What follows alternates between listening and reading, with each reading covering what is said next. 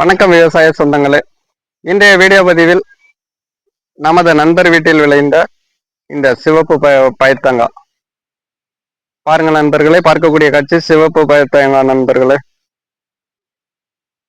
ஒரு அற்புதமான காட்சி, அருமையான காட்சி நமக்கு நண்பர் கொடுத்திருந்தார். நம்ம விதை வாங்கி கொடுத்திருந்தோம். தற்போது அதன் காய்த்த பிறகு நமக்கு கொடுத்த காய் பகுதியை பாருங்க நண்பர்களே. பீன்ஸ் போல நல்லா இருக்கிறது. ஆனால் இது சிவப்பு பைத்தங்காய் நண்பர்களே. நல்லா நீண்டு வளர்ந்துள்ளது. பொரியல் செய்வதற்கு பயன்படுத்திக்கலாம், சாம்பார்ல போடலாம் நண்பர்களே, பீன்ஸுக்கு பதில் பயன்படுத்திக்கலாம் நண்பர்களே.